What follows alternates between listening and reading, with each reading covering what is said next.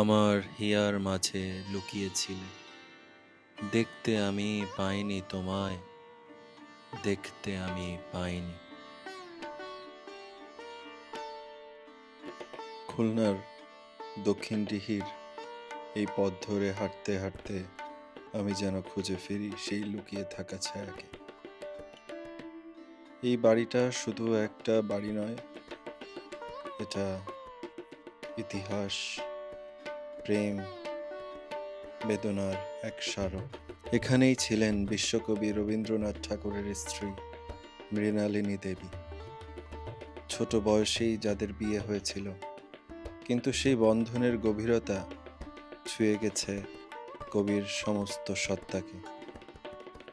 দক্ষিণ ডিহির এই শ্বশুরবাড়িতে রবীন্দ্রনাথ বহুবার এসেছেন। গ্রামের নিসর্গ, মানুষের হাসি কান্না, সরলতা, all came back to life in his writings. যদি তোর ডাক শুনে কেউ না আসে, তবে একলা চলো রে। আজ এখানে এসেছি একলা। আমাদের ট্রাভেল লাইক এ পাবলিক টিমের সদস্যরা আজ পাশে নেই।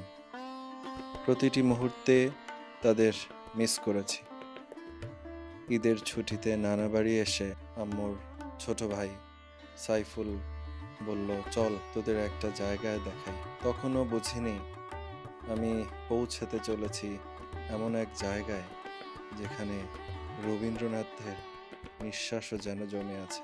পথের ক্লান্তি ভুলে আমি দাঁড়াই পুরনো স্মৃতির ধুলোমাখা ছায়ায়। রবীন্দ্র কমপ্লেক্সের প্রতিটি দেয়াল যেন তার কবিতার পংক্তিতে আবৃত। ঘরগুলোতে হেঁটে গেলে মনে হয় এখানে যেন এখনো কেউ লিখে চলেছে, শব্দে শব্দে বুনে চলেছে ভালোবাসা আর বোধের বয়ন। দক্ষিণ ডিহির আকাশটাও যেন রবীন্দ্রনাথের জন্যই অন্যরকম নীল। আমিও অনুভব করেছি এই বাড়িটা কেবল ইতিহাস না, এটা এক অনন্ত সংলাপের ঠিকানা, যেখানে রবীন্দ্রনাথের হৃদয় আর আজকের এই পথিক আমরা একসাথে হাঁটছি। সবার প্রতি রইল ভালোবাসা, শুভকামনা। আসসালামু আলাইকুম।